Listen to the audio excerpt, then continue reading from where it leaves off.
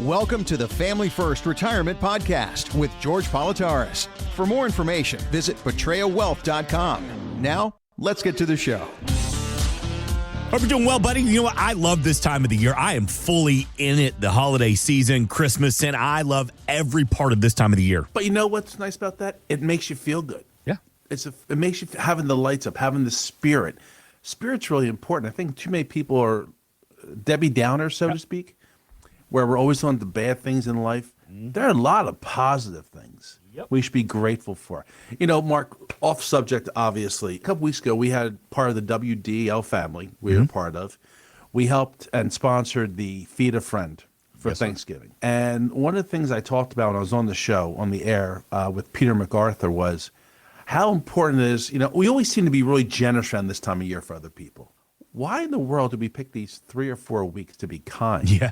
When really we need to be kind every day. I notice that my son Jared will go out somewhere and I say hi to everybody. It's just the way I was raised. And he'll be like, why do you say hello to everybody? Or why do you smile? I'm like, how many people do you think don't get a hello in the morning, Jared? Don't get someone to say, have a nice day.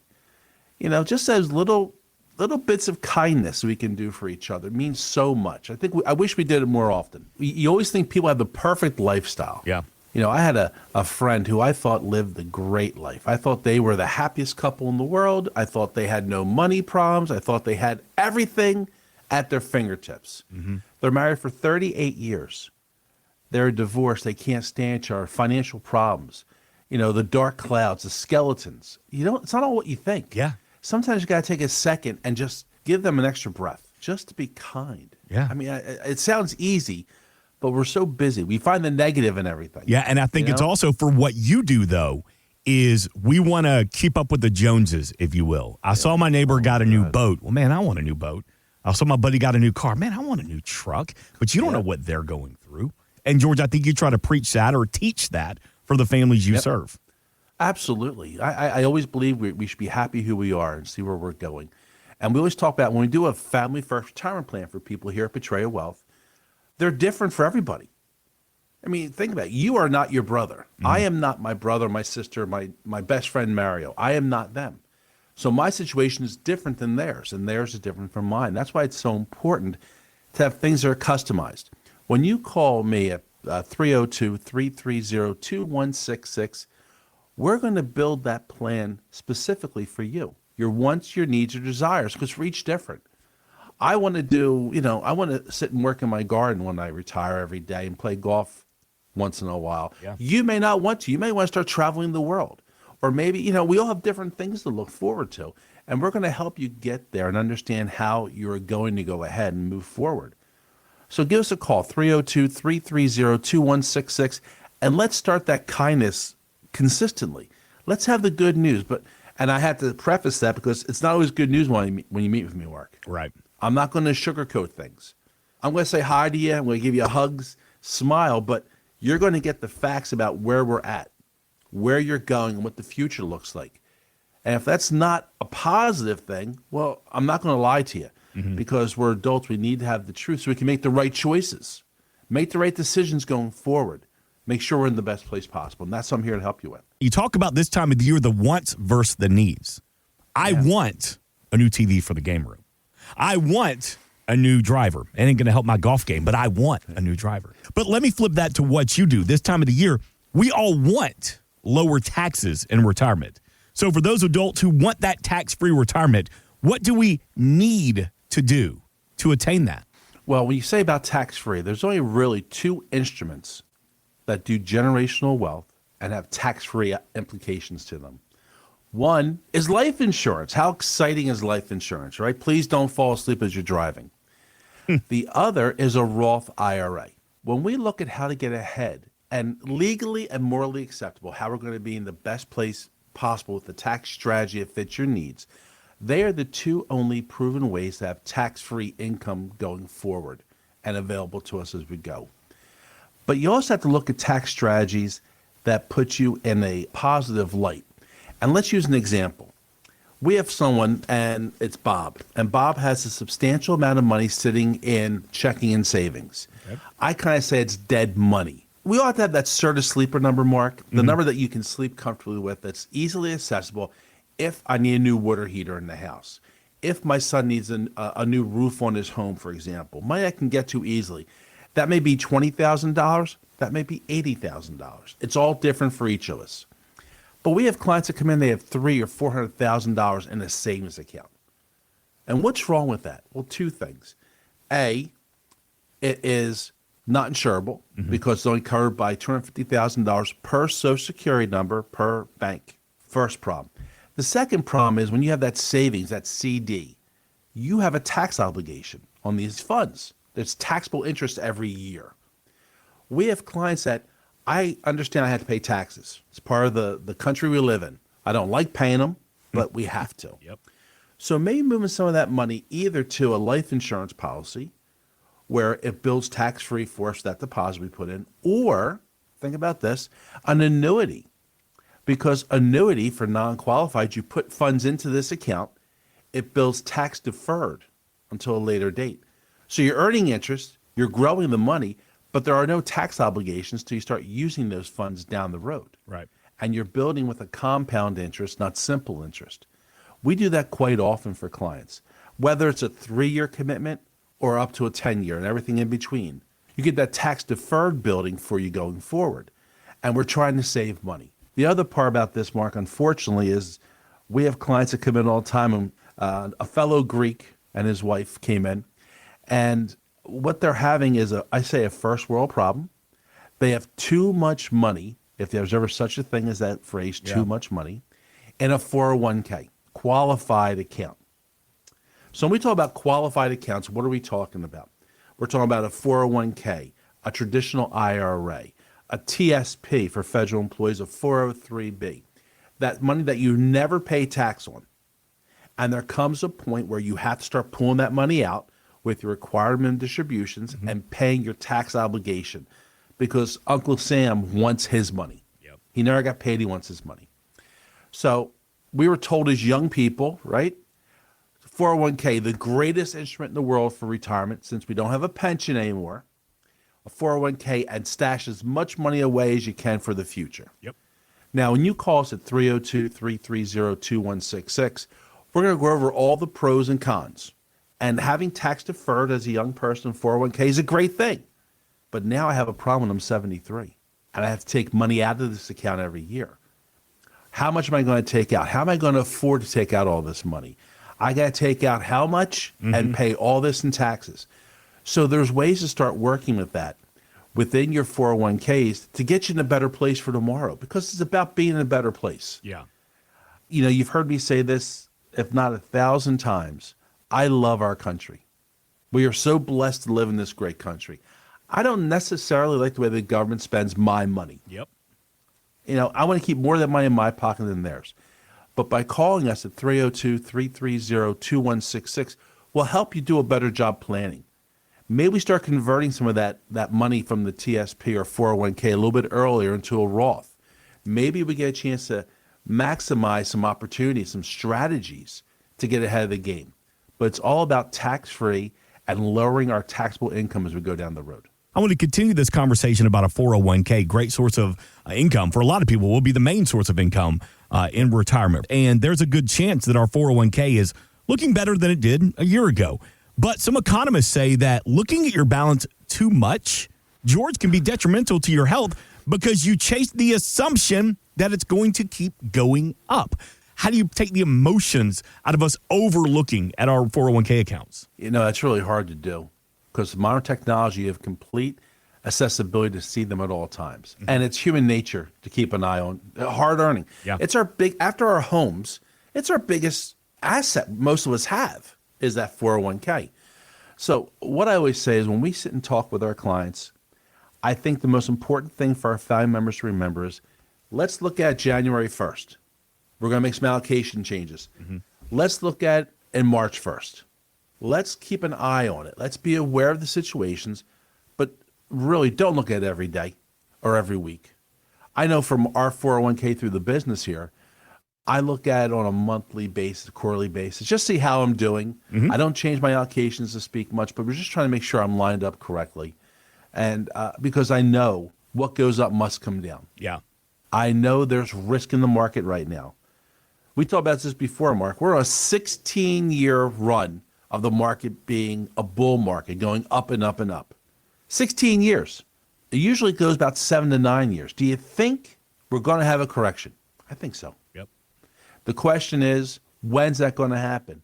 And quite honestly, folks, I have no darn idea. Neither does Mark. Neither does anyone. Because if we did, we'd own an island by now, right? Because we'd be able to predict the future. That's right. And a good island, not a bad island. Yeah. But that's the problem we have. And that's why as we get older, you really have to think about diversification. We talk about asset allocations every day. That's making sure you don't have too much money in one single stock, or like in the defense industry, you want to have it all diversified. Okay. Rule of thumb is 5%. But I think you need to take risk in retirement. I know you need risk in retirement, but you need proportionate risk. Maybe now is a chance to move some of those funds in our 401k that are at risk. You've made great gains. Let's roll it over in something that, if the world goes to heck in a handbag, such as a correction in the market, and those corrections we've seen in the past have been 30 to 50% down, and it's something that no matter what happens, you're never going to lose any money. We talk about annuities a lot. I love annuities. They have a place in our retirement planning and our future. Not all of our money goes into an annuity, but some of it does, because I have no cost, no risk of losing any money, and I get to share in the upsides. So it's a hybrid of everything you need for retirement. You know, Mark, one of the things we talk about during our seminars we do is, let's take an example that you have 3 investments. You have money in the savings account. We talked about that sleeping number, what makes you happy. Yeah. You have money in the stock market. A 401k is a stock market, folks. And you have money in an annuity. And let's just say each one has a third of our money. It would never be a third of our money in each of them, but let's just say for argumental sakes. If the market's up today, all 3 accounts are up, you're pretty happy. But if the market corrects itself and goes down by 10, 20, 30%, and 2 of those 3 investments you have are safe, secured, and safe, no loss of funds, it makes it a little bit easier, I think. That's something we talk about quite often. When you call me at 302-330-2166, we'll go over those options for you. We'll go over that education part. I think we need to be educated about this, because this is not your daddy's 401k. You're talking about 401k, and it's something we've brought up before, and I think it needs to be referenced as well. The debt accounts, the orphaned accounts, it's our money from an old job or an old employer, and it's just sitting there doing nothing. You can turn that into sustainable income in retirement. Absolutely. Those $2,000-$3,000 new 401ks you have. My mother would tell us in Greek, bean by bean, the pot slowly fills. Yeah. Think about that. I have 5 401ks that are $10,000 a piece. That's $50,000. Why would I leave that, forget about it? And my attitude about people that when they leave jobs and you're at a place for 10 years, you go and work someplace else, and you don't take your 401k with you or relocate to where you have control, why would you not? You don't work for John Smith anymore. Why in the world would you leave your money with John Smith? You want control. Either roll into your current plan or roll to an outside source and let's get better options for you. But when you call us at 302-330-2166, we're going to talk about that with you. Because, Mark, I know you and I have spoken off the air. You have those old jobs when you're a young man, which was really a long time ago, and you forgot about those 401ks sitting there. You said it's only $3,000. What the heck? That's a foolish statement sometimes, bud. It's laziness. And you forgot about it. It is. That's what it is for me. But today's world, it's going to take us 5 minutes, 10 minutes. Can you afford 10 minutes? Don't, and I say this lovingly, don't watch that. Take that break from watching the Saturday football game. Take that break from, watching our Eagles not play very well right now. Whatever the case may be, you give 10 minutes to do that. How about 10 minutes for your future? How about 10 minutes for your, and anyone that's ever met me knows I speak about my wife Leslie all the time, my boys Alex and Jared. How about 5 or 10 minutes for them? Yeah. Think about it. It's about prioritizing something so small, so simple, that can have such a positive effect on our family. Leslie, we've talked about it all throughout the year, recently retired. Her first holiday season as a retiree. I got to imagine your house is more decorated than it's ever been before because she has the time to every little nook and cranny has its own little detailed Christmas item. Oh, you are shaking your head. Yes. Oh my God. It is great. I love Christmas. I really do love Christmas. I like giving gifts. I don't like getting gifts. I like giving gifts. But, she is much more relaxed this year. Because it would be on Saturday, we'd be off for a weekend or night. She'd okay, we have to get this done. And it's run, run, run, run. I go home every day. It's like a little bit more. Can I see the difference? What's new today? Ooh, there's Elf on the Shelf for Archer. Oh, my. The stockings are hung so gently. It's really nice about how it's going. And she loves it. Now, if I can get her to hold the stuff up there to after January 6th, I'd be really happy. She likes to take it down like the 27th or 28th. Which drives me crazy. Yeah, I'd rather be up. Does she subscribe to the old? There's an old wives' tale. If you don't pull it down by the New Year, by New Year's Day, it's bad luck. I don't believe that. She doesn't know. She doesn't know that wise tale. That's poppycock. We always keep it up to after little Christmas, and she's like, "I want my house back." You ought to subscribe to the Mark Owens redneck theory. I just leave the lights up all year round. I love that. I love that idea because by our pond, we have lights around our pond. Yeah. And I just love and they're Christmas lights, and they're different colors. I have white ones and red ones, and I plug the ones in for the time of year it is. Yeah. I would put them in my bedroom. It'd be like a party show. Yeah, somebody's gonna drive by. Yeah, see your bedroom all lit up with like, what is going on in the Politarhos household? Just mind your business. Keep driving.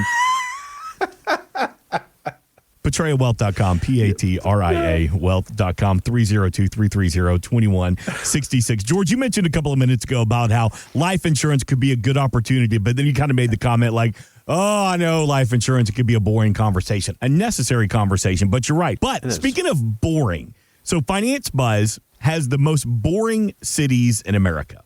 And so here are the metrics: pollution, food, outdoor activities, and nightlife. So here's what they rank as the most boring cities in the country. Number 5, Memphis, Tennessee. Shocking. Barbecue and blues. Great barbecue. Yeah. No, it's super dangerous. I mean, maybe it's like it's boring because you go get the barbecue to go and go back to your house. And get shot. Yeah, don't get shot. Afford to be out at nighttime. Sioux Falls, South Dakota. I mean, I bet you it's beautiful country. Yeah, I'm sure they don't party hard. You have an elk walking down your backyard. Exactly. Corpus Christi, Texas. Never been. Know nothing about it.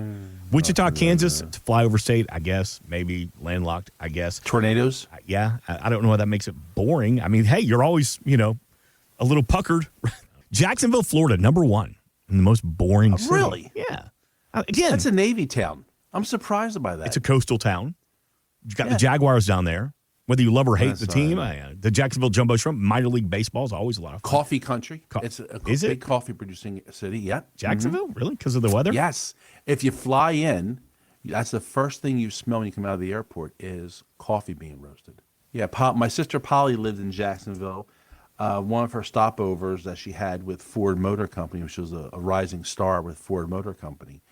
And I flew down, and that's the first thing you smell is coffee when you come out of the airport. You learn something new every day. Boring's not necessarily bad, though. Thank you. And that's my spin to you. When building a plan, George, sometimes boring is better. 31 flavors. Baskin Robbins has 31 flavors because people have different varieties, different tastes. And a boring retirement, I'm using air quotations, folks. You can see it on YouTube. A boring retirement might be not real sexy, but it also keeps you safe at night. It's about having the right amount of risk that you can sleep with and enough safety that you're comfortable with. And I say you can sleep with. I don't know about you. If I'm worried about something, if I have $1 million in my 401k and it goes down by 30% today and I'm 60 years old or 65 years old, I'm not sleeping real well. Yeah. I'm going to have probably hair like you do, Mark, which is none, because I'll be losing it. But having some safety in that mix is really important. So boring sometimes is sexy too. And as we just talked about earlier, what do we do with our 401ks? If we notice it's going up, we're checking every day. We're checking every day. We're checking every day. When it goes down, you're really stressing. Exactly. So sometimes boring isn't always bad. Let George Politarhos build you that boring portfolio. Yeah. Walk me through it. That first initial consultation with you and the team. Who are we going to meet? What can we look forward to? You're going to come in and meet me. We're going to have a sit down. We're going to have a conversation to find out if we're compatible to each other. It's kind of like a date, first date. We're going to come in and have a good cup of coffee. We're going to sit and talk about what your wants, your needs, and desires are, what you're looking for. Where do you want to go? How do you want to get there? How far away are we from the end of the race? We'll take some information, obviously, birthdays. We'll look at what you currently have. And then we'll start putting a plan together from what our conversation goes to. You come back about a week later, 10 days later. We have a plan together with some recommendations, if recommendations are necessary. Many times we come and you're in the right place. You're doing a great job. But if you're not, we're going to show you our weaknesses that we see. We're going to try and point you in the right direction. And if we can help you get there, we'll go forward. And maybe you don't like me after the first meeting. Could be. I mean, I think not everyone likes everyone. Mm-hmm. And maybe I don't like you. Maybe we don't have a good chemistry together. And there are times that we have told prospective clients and family members that we're not the right fit for them. And that's okay. But I want to make sure you're comfortable with us and we can go forward. And after that, if the recommendation that we came up with makes sense, and I say makes sense because just because someone tells you something, if it doesn't make sense to do a different thing, why in the world would you do it? That's right. You have to think about that. But if it makes sense, we'll start the paperwork. We'll do the applications. Nothing happens immediately. It takes time. We said about 10 minutes to move those old 401ks, right? If it makes sense, we'll get the paperwork signed. It takes about 10 minutes. And then we'll start the procedure. But I think what's really important, and what I think makes us different than the other people in our area is, this is not a transactional experience. Transactional, what's that mean? You deal with XYZ person, he gives you a product, he sells you a car, and then you never hear from him again. You go out the door and you didn't exist. They do a one-shop deal and you're done out the door. That's not the way it is here at Betrayal Wealth. You're going to meet with me. We're going to start the process. You're going to be introduced after we start moving forward to Achilles, handles the managed funds. Jared's going to be the implementer of how the plan gets together. He'll keep you updated on the progress. You need Medicare. Angie's going to help you get through that all the way. We're going to make sure you understand all the gaps and pitfalls in Medicare. We have a price increase this year coming up, folks. Want to be prepared for it, and we'll help you with that. You need your will and trust done. We do all that in-house. You need your taxes done. You need a CPA. We have the accessibility to my business partner, Ernie Callias, who handles the CPA and the paperwork for that. But it's not transactional. It's about building a relationship. I just met today with Frank and Wendy. They're from the other side of Philadelphia. We've done other businesses with them, obviously, but now we just did their will and trust and finalized it. It's about making sure the pieces are together. And we don't want to think about dying. We don't want to think about going home. None of us do. But it's going to happen. Yep. The more things we have together lined up, the easier it is for our loved ones to be in a better place. And when you work with my family at Betrayal Wealth, our job is to put you in the right place. Make sure we have you lined up in the right area so when those times come, they're also taken care of. Call me at 302-330-2166 or go to Betrayal Wealth, P-A-T-R-I-A wealth.com. Schedule that no-cost, no-obligation meeting. Insurance and annuities offered through George Politarhos, Delaware Insurance License Number 1373121. Annuity guarantees rely on the financial strength and claims paying ability of the issuing insurance company. Read your contract for restrictions, limitations, or penalties.